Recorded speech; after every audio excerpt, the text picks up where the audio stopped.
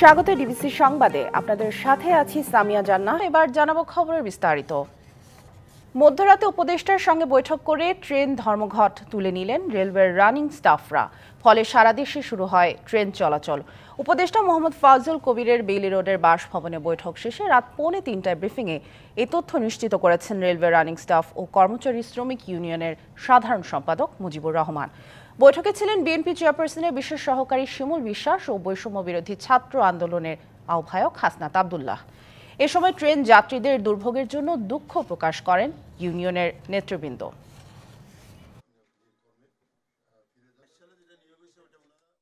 এখন থেকে আরএল আমরা কর্মবিরতি প্রত্যাহার করে নিলাম। আমি ওনাদেরকে বিভিন্ন মিডিয়ার মাধ্যমে সকল রানিং স্টাফদের ভাইদেরকে বলতে চাই যে মাননীয় উপদেষ্টা মহোদয় যখন কথা দিয়েছে 160 বছর থেকে ওইটা উনি করে দিবে। আমি আমার রানিং স্টাফ ভাইদেরকে বলবো তারা যেন কাজে ফিরে যায়।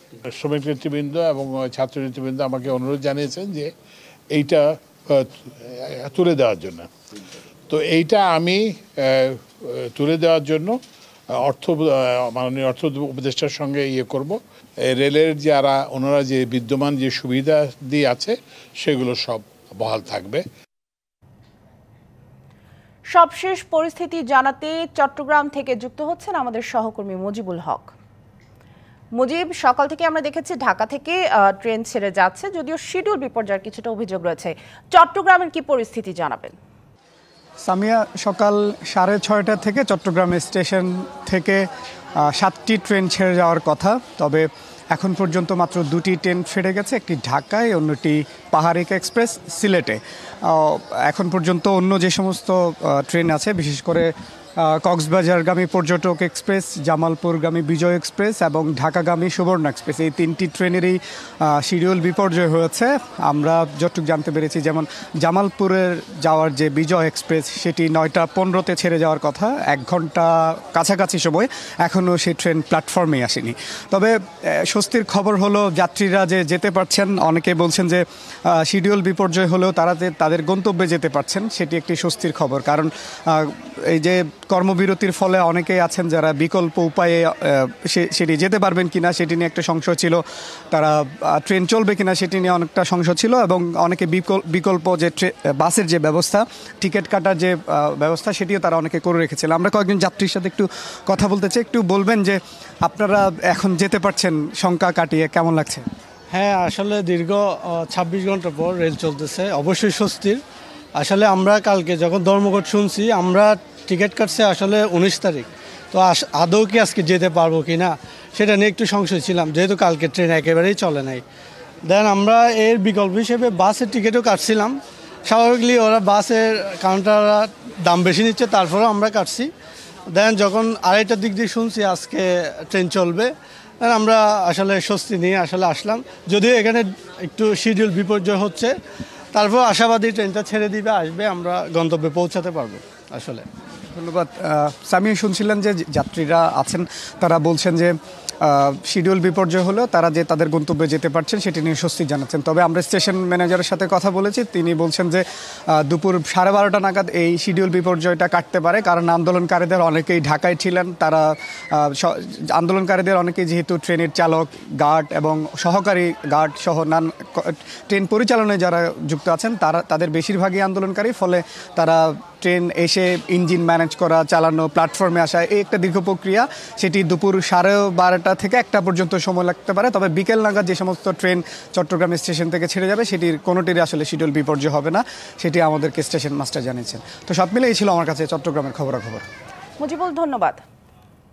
বরিশালে বাস মালিক সমিতির নেতাদের সাথে শিক্ষার্থীদের বৈঠকে দাবি মেনে নেয়ার আশ্বাসে সড়ক অবরোধ প্রত্যাহার করেছে শিক্ষার্থীরা।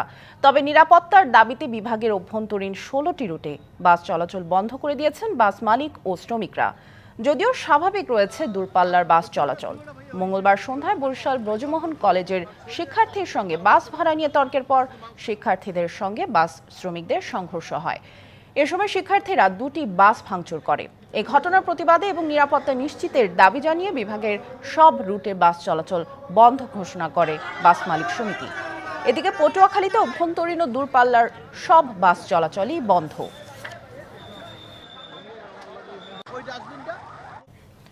প্রশাসনের আশ্বাসে খুলনায় শ্রমিক নেতার মুক্তির দাবিতে ডাকা ধর্মঘট স্থগিত করেছে ট্যাঙ্ক লরি শ্রমিকরা। 3টি ডিপো থেকে উত্তোলনের পর শুরু হয়েছে জ্বালানি তেল সরবরাহ। রবিবার দুপুরে খুলনা বিভাগীয় ট্যাঙ্ক লরি শ্রমিক ইউনিয়নের সাধারণ সম্পাদক আলী আজিমকে একটি মামলায় গ্রেপ্তার করে ডিবি পুলিশ। এরপরই ধর্মঘট শুরু করে খুলনার ট্যাঙ্ক লরি শ্রমিকরা। আজিমের বিরুদ্ধে দায়ের করা মামলা দ্রুত প্রত্যাহারের দাবি জানান তারা। ধর্মঘটের কারণে দেশের বিভিন্ন জায়গায় জ্বালানি তেলের সংকট দেখা দেয়। এছাড়া একই দাবিতে মঙ্গলবার সারা দেশের ট্যাঙ্ক লরি শ্রমিকরাও আধা বেলা ধর্মঘট পালন করেন। পরে মঙ্গলবার রাতে জেলা প্রশাসকের সাথে শ্রমিকদের বৈঠকে দাবি পূরণের আশ্বাসে ধর্মঘট স্থগিতের সিদ্ধান্ত হয়। আবারও সারা দেশে ট্রেন চলাচলের খবর জানবো। সবশেষ পরিস্থিতি জানাতে কমলাপুর রেল স্টেশন থেকে সরাসরি যুক্ত হচ্ছেন সহকর্মী আরিফুল ইসলাম। আরিফ, এর আগে আপনি জানাচ্ছিলেন কমলাপুর রেল স্টেশনে শিডিউল বিপর্যয়ের কথা। এখন কি ট্রেন চলাচল কিছুটা স্বাভাবিক হয়েছে এবং যাত্রীদের ভিড় কি বেড়েছে জানাবেন? শেষ প্রশ্নটা উত্তর দিয়ে শুরু করতে চাই সামিয়া, যেটা হচ্ছে যে যাত্রীর সংখ্যা কিন্তু বেড়ে গেছে কমলাপুর রেলওয়ে স্টেশনে। এর ফাঁকে আরেকটি তথ্য দিতে চাই, সেটা হচ্ছে যে এখন পর্যন্ত মোট 8টি ট্রেন চলে গেছে। এর মধ্যে 2টি ট্রেনের শিডিউল বাতিল করা হয়েছে, তার মধ্যে বুড়িমারা এবং জয়ন্তিকা এক্সপ্রেস, এই 2টি ট্রেনের যাত্রা কিন্তু বাতিল করা হয়েছে। কারণ সেটা কিন্তু অনেক দূরে দেখে ঢাকার বাইরে অবস্থান করছে বিধায় কিন্তু সেটা ঢাকা পৌঁছাতেও গেলেও প্রায় 12 ঘন্টার উপরে সময় লেগে যাবে। তো সেক্ষেত্রে যে 2টো বাতিল করা হয়েছে সেটা আগামীকাল থেকে সচল হবে বলে কিন্তু জানিয়েছে রেল কর্তৃপক্ষ। এছাড়াও যাত্রীদের একটা ভোগান্তির বিষয় কিন্তু থাকেই, কারণ তারাও একটা অনিশ্চয়তার মধ্যে ছিল যে কয়েকদিন আগে অনেকেই টিকিট কেটেছে, এর মধ্যে তারা আন্দোলন করেছে, কর্মবিরতি চলছিল, সেখানে একটা দুশ্চিন্তা যে যাত্রা হবে কিনা বা তারা যেতে পারবে কিনা বা টিকিট ফেরত পাবে কিনা, সেই টিকিটের টাকা ফেরত পাবে কিনা, সেটা নিয়ে একটা দুশ্চিন্তা ছিল। পরে এরপর যখন গতকালকে রাতে যখন দেখছেন তারা যে ট্রেন চলাচল সচল হয়ে গেছে, তখন কিন্তু তারা আসলে পরবর্তীতে সেই দুশ্চিন্তা থেকে মুক্তি মিলেছে, কিন্তু তারা প্ল্যাটফর্মে এসে কিন্তু একটা ভোগান্তিতে পড়েছেন। একটু জানতে চাই আপনি কোথায় যাবেন? আমি কুলাউড়া যাব। আসছিলাম 5:30টার দিকে, ট্রেন ছিল 6:30-এ, এখন বাজতেছে প্রায় 10:09। এখন পর্যন্ত ট্রেনের কোনো খোঁজ নাই। এখানে শুধু প্ল্যাটফর্মে 1 ঘন্টা পর পরে দেখা যেতেছে আপনার একটা টাইম দিয়ে দিচ্ছে, 8:30 বলছে, তারপরে 9:30, এখন 10:05। এখন পর্যন্ত ট্রেনের কোনো ছাড়া নাই। এদিকে শুধু দেখা যাচ্ছে শুধু ইঞ্জিনই চলতেছে। তো এই যাত্রী দুর্যোগ এগুলোর কী মানে আমি কিছু বুঝলাম না। কেউ না কেউ তো এই দায়িত্ব নিতে হবে। তো এইটার জন্য আসলে আমি এই ঊর্ধ্বতন কর্তৃপক্ষকে বলি, যাদের যা সমস্যা আছে এটা সমাধান করতে হবে। যাত্রীদেরকে জিম্মি বানিয়ে তো কিছু করার কোনো সুযোগ নাই। ধন্যবাদ। মানে একটি কথা সেটা হচ্ছে যে সামিয়া, যে ভোগান্তি আসলে পিছু ছাড়ে না এই যাত্রীদের, সেটা কিন্তু সবসময় বলে আসছেন তারা। আমি এখানে আপনারা কোথায় যাবেন একটু যদি বলতেন। আমরা সিলেটে যাব। আপনাদের সিলেটের যাত্রাটা কখন বা ছিল? এরপর টাইম পিছাতে 10:05, এখনো খবর নাই ট্রেনে। পারাবত। জি ধন্যবাদ সামিয়া। একটি বিষয় জানি রাখি যে রেল কর্তৃপক্ষ বলে আসছেন যে বিলম্ব হচ্ছে, কোনো শিডিউল বিপর্যয় না, একটি মাত্র ট্রেন, সেটা হচ্ছে পারাবত এক্সপ্রেস। সেটা 6টা দিকে যাত্রা হওয়ার কথা ছিল, কিন্তু সেটা অধিক বিলম্ব হয়েছে, যেটা 10টার উপরে বেজে গেছে। তারপরেও কিন্তু সেই সম্ভাব্য যে সময়টা নির্ধারিত করা সেইটা কিন্তু হয়নি। তো তারা সেই সমস্ত যাত্রীরাই কিন্তু আসলে বিপাকে পড়েছেন, কারণ 3 থেকে 4 ঘন্টা তারা প্ল্যাটফর্মে অপেক্ষা করছেন এই পারাবত এক্সপ্রেসের জন্য। তো এই ছিল এখান থেকে সবশেষ। সামিয়া। আরিফ, ধন্যবাদ আমাদের সাথে যুক্ত হওয়ার জন্য। ধরুন আপনার প্রিয়জন আইসিইউতে জীবন মৃত্যুর সন্ধিক্ষণে। এমন সময়ে আপনার ভরসার একমাত্র জায়গা চিকিৎসক। কিন্তু সেই চিকিৎসকে যখন মাত্র কটা টাকার জন্য ভুল তথ্য দেন, স্বজনটি মারা যাওয়ার পরও ওষুধ কিনতে পাঠান, বিল করেন লাইফ সাপোর্টের, তখন এই জীবন রক্ষাকারী কিছু মানুষের প্রতি আপনার আর শ্রদ্ধা কি থাকে? গুটি কয়েকজনের জন্য গোটা চিকিৎসক সমাজও প্রশ্নের মুখে পড়েন। এবার এমনই অভিযোগ রাজধানী মিরপুরের কিডনি ফাউন্ডেশনের বিরুদ্ধে। মুন্সিগঞ্জ থেকে ঢাকার মিরপুরে কিডনি ফাউন্ডেশনে নিয়ে আসা হয় শাহিন দেওয়ানকে।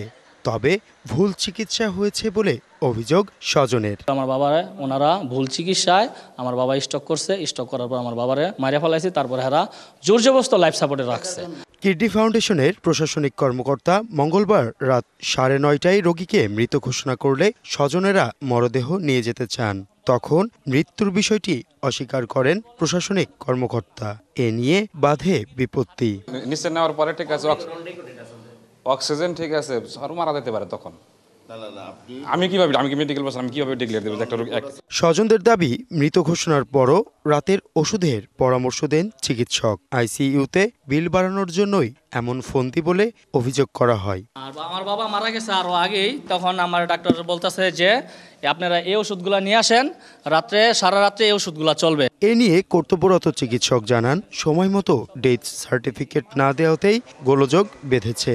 তবে রোগীর সমস্ত ট্রিটমেন্ট ডকুমেন্টস হাসপাতাল কর্তৃপক্ষের কাছেই আছে। ডকুমেন্ট আছে, রোগী কয়টা পর্যন্ত জীবিত ছিল, মাস্টার চার্ট আছে, ইসিজি আছে রাতের। আপনাদের মেডিকেল পার্সন কাউকে নিয়ে আসেন, তার কাছে আমি আরও এক্সপ্লেন করতে পারবো না। মেইন ইস্যুটা হয়েছে যে ডেথ সার্টিফিকেট আমি দেই নাই দেখি, তখন থেকে ঝামেলা শুরু হয়েছে। আর স্বজনেরা বলছেন, হাসপাতাল কর্তৃপক্ষের খামখেয়ালিতে মৃত্যু হয়েছে রোগীর। ঘটনা তদন্তে সুষ্ঠু বিচার চান তারা। হাসিব পান্থ, ডিবিসি নিউজ, ঢাকা। মালয়েশিয়া যেতে না পারা কর্মীদের পাঠানোর প্রক্রিয়া শুরু হবে মার্চে। 18,000 শ্রমিকের মধ্যে প্রথমে নেওয়া হবে 8,000 জনকে। বাকিদের বিষয়ে আলোচনা করে সিদ্ধান্ত নেবে যৌথ কারিগরি কমিটি। এতে আশার আলো দেখছেন ভুক্তভোগীরা। এদিকে শ্রমিকদের বারবার প্রতারিত হওয়ার পেছনে সিন্ডিকেট চক্রের বিচার না হওয়াকে দুষছেন অভিবাসন বিশেষজ্ঞরা। অনিয়ম ঠেকাতে স্বচ্ছতা ও জবাবদিহিতা নিশ্চিতের তাগিদ তাদের। গত বছরের মে মাসের মধ্যে সব প্রক্রিয়া শেষ করার পরও সিন্ডিকেটের দৌরাত্ম্য, অতিরিক্ত বিমান ভাড়া সহ নানান জটিলতা মালয়েশিয়ায় যেতে পারেনি 18,000 বাংলাদেশি কর্মী। মার্চ মাসের মধ্যে তাদের মালয়েশিয়া পাঠানোর প্রক্রিয়া শুরু করতে চায় সরকার। এর জন্য প্রথম ধাপে ঠিক করা হয়েছে 8,000 জনকে। এ ব্যাপারে কাজ করছে পররাষ্ট্র ও প্রবাসী কল্যাণ বৈদেশিক কর্মসংস্থান মন্ত্রণালয়। 17,000-এরও বেশি আটকে পড়া বাংলাদেশি শ্রমিকদের তালিকার প্রেক্ষিতে মালয়েশিয়ার পক্ষ তাদের প্রাসঙ্গিক স্টেক হোল্ডারদের সাথে তথ্য যাচাই করে প্রাথমিকভাবে 7,964 জন শ্রমিকের একটি তালিকা সম্পর্কে অবহিত করেছে, যাদের তারা প্রথম পর্যায়ে মালয়েশিয়ায় প্রবেশের জন্য যোগ্য হিসেবে চিহ্নিত করেছে। আলোচনা চলছে, খুব বেশি দেরি হবে না। এটা ফেব্রুয়ারিতেই আশা করছি আমরা মডালিটিটা ঠিক করতে পারবো। আশা করি মার্চ এপ্রিল নাগাদ আমার মনে হয় যে আমরা ব্রেক থ্রু করতে পারবো। এতে আশার আলো দেখছেন মালয়েশিয়ায় যেতে না পারায় বাংলাদেশিরা। আমাদেরকে মালয়েশিয়া পাঠাতে হবে, আমাদের অনেক টাকা পয়সা দিয়ে আমরা অনেক ক্ষতিগ্রস্ত, আমাদের এখনো বাঁচার কোনো অবস্থা নাই। আমাদের দাবি একটাই, আমাদের মালয়েশিয়া পাঠাও, নাহলে আমাদের টাকা পয়সা দেব। আগের ঘটনায় পুনরাবৃত্তি এড়াতে মালয়েশিয়া কর্মী পাঠানোর বিষয়ে স্বচ্ছতা ও জবাবদিহিতা নিশ্চিতের উপর জোর দিচ্ছেন অভিবাসন বিশেষজ্ঞরা। আপনি দেখেন বিএমইটি বা মিনিস্ট্রি, তাদের কাজ ছিল রেগুলেটরি অথরিটি হিসেবে মনিটরিং এর জায়গাটা থেকে সবকিছু দেখভাল করা। অব্যবস্থাপনা, দুর্নীতি, দুর্বৃত্তায়ন, লুটপাট ওই সরকারদের সেটা কিন্তু বন্ধ হয় না। বিদেশে জনশক্তি রপ্তানিকারকদের সংগঠন বাইরা বলছে, সংকট নিরসনে সরকারের পাশাপাশি এজেন্সিগুলোর আন্তরিকতাও দরকার। মালয়েশিয়ার শ্রমবাজারটা যদি উন্মুক্ত হয় উইদাউট এনি সিন্ডিকেশন, অন্য 14টি কান্ট্রি যেভাবে শ্রমিক পাঠাচ্ছে ঠিক একইভাবে যদি মালয়েশিয়ার শ্রমবাজারটা চালু হয়, তাহলে আমাদের যে কর্মীরা আটকা পড়ছে তারা অটোমেটিক্যালি যেতে পারবে। হয়রানি আর ভোগান্তি ছাড়াই দ্রুততম সময়ের মধ্যে মালয়েশিয়া যেতে পারেন সেই প্রত্যাশা ভুক্তভোগীদের। Mahmudul Hasan Nazim, DBC news, Dhaka. বিশ্বের বিভিন্ন দেশের মানুষের নিরাপদ অভিবাসন ফ্রান্স, সেই সুযোগ নিয়েছেন বহু বাংলাদেশীয়। তবে এবার সেই সুযোগে হাত দিয়েছে ফরাসি কর্তৃপক্ষ। এসেছে ব্যাপক পরিবর্তন, ফলে বিপাকে পড়বেন অনেক প্রবাসী বাংলাদেশি। এমন অবস্থায় হতাশা ব্যক্ত করেছেন ফরাসি আইনজীবী সহ অভিবাসন নিয়ে কাজ করা অনেকে। পাশাপাশি দিয়েছেন কিছু দিক নির্দেশনাও। বিশ্বের অভিবাসন বান্ধব দেশের তালিকায় ফ্রান্সের অবস্থান প্রথম সারিতে। আইন মোটামুটি সহজ হওয়ায় প্রতি বছর হাজার হাজার অভিবাসন প্রত্যাশী পাড়ি জমান এই দেশটিতে। তবে সম্প্রতি অভিবাসন আইনে ব্যাপক পরিবর্তন আনায় সহজ নীতি সমাপ্তি হতে চলেছে দেশটিতে।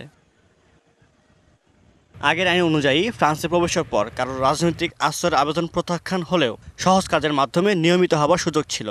সেই ক্ষেত্রে 3 বছর বসবাস করে 24 মাসের কাজের কাগজ জমা দিয়ে বছরে প্রায় 30,000 অভিবাসন প্রত্যাশী সহজেই নিয়মিত হতে পারতেন, যার মধ্যে একটা বড় অংশ ছিল বাংলাদেশি। কিন্তু নতুন আইনে 3 বছর পরিবর্তে 7 বছর করা হয়েছে। পাশাপাশি থাকতে হবে ভাষাগত যথেষ্ট দক্ষতা। নতুন এই আইন চালু হতে যাওয়ায় হতাশা বিরাজ করছে ফ্রান্সে বসবাসরত বাংলাদেশি কমিউনিটির মধ্যে। এই অভিবাসী আইন পরিবর্তন করার কারণে আমরা বাংলাদেশি প্রবাসী অনিয়মিত যারা আছি তারা অনেক ক্ষতির সম্মুখীন হব। হতাশা ব্যক্ত করার পাশাপাশি কিছু দিক নির্দেশনা দিয়েছেন ফরাসি আইনজীবী সহ অভিবাসন নিয়ে কাজ করা প্রবাসী বাংলাদেশিরা। ম্যাক্রন প্রশাসনের এমন সিদ্ধান্তে অসংখ্য অভিবাসন প্রত্যাশী বিপদে পড়বেন। এখন এই আইনের বিরুদ্ধে ব্যাপক জনমত গড়ে তোলা জরুরি। Pour ces personnes-là, vous pouvez être présente en France depuis. কিভাবে অভিবাসী ধাক্কা আটকানো যায় এই চিন্তা থেকেই মূলত এই নতুন সার্কুলারটি এবং পুরাতন সার্কুলারটিকে ক্যান্সেল করে দেওয়া হয়েছে। এতে বাংলাদেশিরা সবচেয়ে বেশি ক্ষতিগ্রস্ত হবে। অভিবাসন নিয়ে কাজ করা বাংলাদেশি মানবাধিকার সংগঠনের নেতৃবৃন্দ জানিয়েছেন এই আইন বাতিলের জন্য ফ্রান্সের অন্যান্য মানবাধিকার সংগঠনের সাথে তারাও ঐক্যবদ্ধভাবে আন্দোলন করবেন। ফ্রান্সের অনেক সংগঠন মিলে আমরা আন্দোলনের জন্য ডাক দিয়েছি, জোরে সোরে আন্দোলন করব যাতে করে সার্কুলারটা ক্যান্সেল করে দেওয়া যায়। এটা নিয়ে আমরা ইতিমধ্যে এমপিদের সাথে যোগাযোগ করেছি।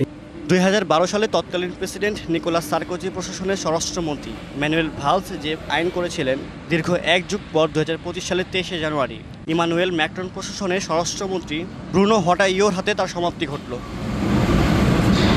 DBC news desk. চলতি বছরের শুরুতেই সুনামগঞ্জ সীমান্তে বাংলাদেশি যুবক নিহত হওয়ার পর সর্বোচ্চ সতর্ক অবস্থানে রয়েছে বিজিবি।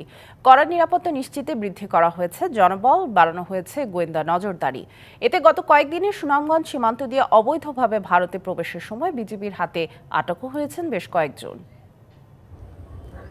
গেল 8 জানুয়ারি শূন্যরেখা অতিক্রম করে অবৈধভাবে ভারতে প্রবেশের পর প্রাণ হারান বিশ্বম্ভরপুর উপজেলার গামাইতলা গ্রামের বাসিন্দা সাইফুল ইসলাম। এই ঘটনার পর থেকে অনুপ্রবেশ রুখতে সীমান্ত এলাকায় টহল জোরদার করেছে বিজিবি।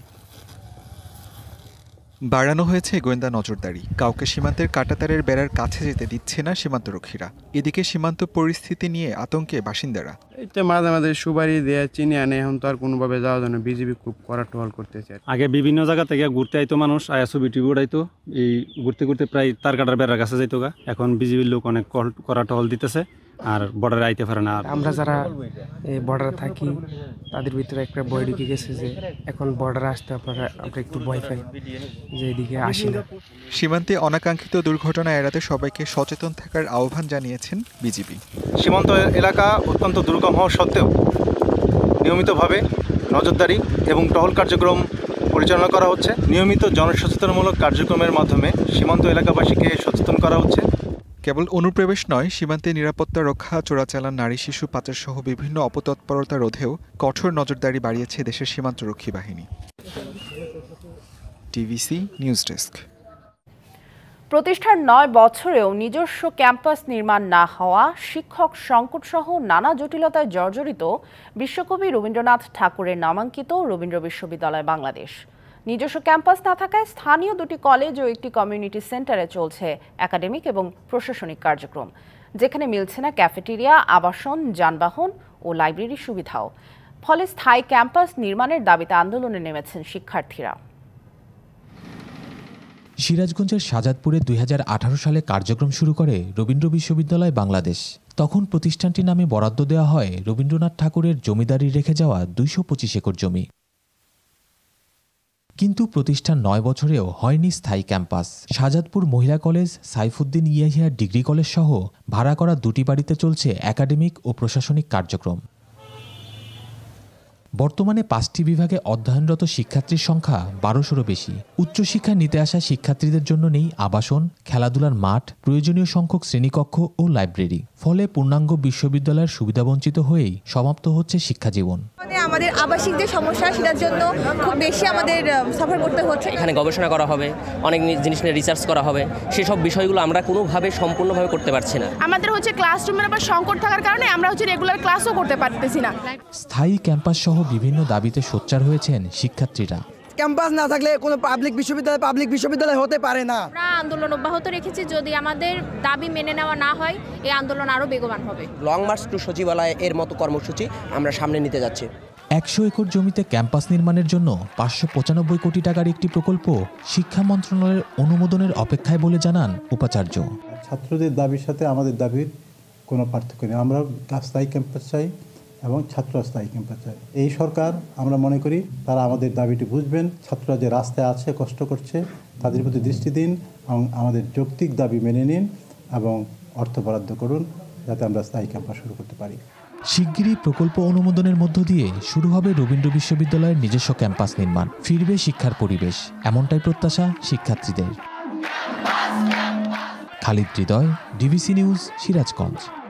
ঝিনাইদহ শহর ও বিভিন্ন হাট বাজারে বেড়েছে চুরি। একই কায়দায় জানুয়ারি মাসের 8 দিনে সদর উপজেলার 33টি দোকান ও শহরের একটি বাড়িতে চুরির ঘটনা ঘটে। একের পর এক চুরির ঘটনায় নিরাপত্তাহীনতায় ব্যবসায়ী সহ সাধারণ মানুষ।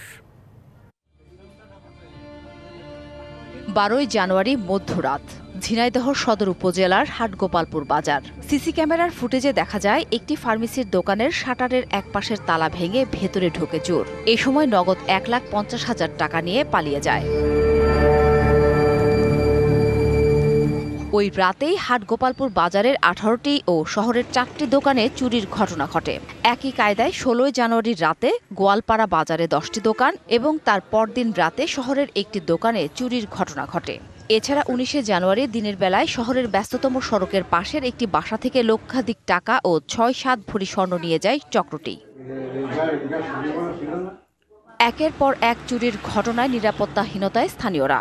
দ্রুত ব্যবস্থা না নিলে সমস্যা প্রকট হতে পারে বলে আশঙ্কা ক্ষতিগ্রস্তদের। আনুমানিক 70-75,000 টাকা নিয়ে গেছে। আমরা প্রত্যেকটা দোকানদার এখন নিরাপত্তাহীনতায় ভুগছি। আনুমানিক টাকা ছিল 1,05,000-7,000 টাকা বের করে নিয়ে চলে গেছে। এদিকে হাটগোপালপুর বাজারে 5 আগস্টের পর বিএনপি সমর্থিতরা নতুন করে দোকান মালিক সমিতি গঠন করে। চুরির জন্য আগের কমিটির আওয়ামী লীগ দোসরদের দায়ী করছেন বর্তমান নেতারা। তবে অভিযোগ অস্বীকার করেন তারা। বিভ্রান্তিকর পরিস্থিতির মধ্যে ফেলে দেওয়ার জন্যই আজকে এই পরিস্থিতি সৃষ্টি হয়েছে বলে আমরা মনে করি। আমার মতে এটা সঠিক না। কমিটি নিয়ে কোনো জোর করে আঁকড়ে ধরার কোনো বিষয় নেই। চুরির ঘটনায় হাটগোপালপুর ও গোয়ালপাড়া বাজারে পৃথক 2টি মামলা করা হয়। তবে গোয়ালপাড়ার ঘটনায় 2 জনকে গ্রেপ্তার করা হলেও অপর মামলায় এখন পর্যন্ত কাউকে গ্রেপ্তার করতে পারেনি পুলিশ। জড়িতদের দ্রুত আইনের আওতায় আনার আশ্বাস পুলিশের। আমরা আশা করছি তো আশপাশের লোকজনই এই ধরনের পুলিশের সাথে সম্পৃক্ত আছে। রিসেন্টলি আমরা সফলতা দেখতে পাবেন এবং অচিরে আমরা দেখবেন আপনার উন্নত হতে পারবো, সঙ্গে প্রকৃত ঘটনার চুরি করে রহস্যটা উদ্ধার করতে পারবো। হাটগোপালপুর বাজারে 31 দোকান থেকে মোট 3,98,000 টাকা চুরি যায়। গোয়ালপাড়া বাজারের 10টি দোকান থেকে নেয় 1,72,000 টাকা। তবে শহরের দোকানের মোট কত টাকা চুরি হয়েছে তার সুনির্দিষ্ট কোনো তথ্য পাওয়া যায়নি। DBC news desk. মাঘের শীতের প্রভাব পড়েছে উত্তরাঞ্চলের জনজীবন ও প্রকৃতিতে। আজ পঞ্চগড়ের সর্বনিম্ন তাপমাত্রা রেকর্ড করা হয়েছে 10.1 ডিগ্রি সেলসিয়াস। এদিকে ঠাকুরগাঁওয়েও বেড়েছে শীতের দাপট। গত কয়েকদিনের চেয়ে পঞ্চগড়ের তাপমাত্রা সামান্য বাড়লেও মৃদু শৈত্য প্রবাহের কারণে শীতের তীব্রতা অনুভূত হচ্ছে বেশি। শীত উপেক্ষা করে কাজে যাচ্ছেন শ্রমজীবীরা। ঘন কুয়াশা আর হিমেল হাওয়ায় প্রভাব পড়েছে জনজীবনে। মহাসড়কে হেডলাইট জ্বালিয়ে চলাচল করছে যানবাহন। তীব্র শীতের কারণে ডায়রিয়া, শ্বাসকষ্ট, জ্বর, সর্দি সহ নানা রোগে আক্রান্ত হচ্ছে বয়স্ক ও শিশুরা। ঠাকুরগাঁওয়ে ভোর থেকে ঘন কুয়াশায় ঢেকে যায় চারপাশ। জেলায় সর্বনিম্ন তাপমাত্রা রেকর্ড করা হয়েছে 10.2 ডিগ্রি সেলসিয়াস। ঘন কুয়াশার কারণে ফসলের ক্ষতির আশঙ্কা করছেন কৃষক। সড়কে ব্যাহত হচ্ছে যান চলাচল। শীতবস্ত্রের অভাবে দুর্ভোগ বেড়েছে নিম্ন আয়ের মানুষের।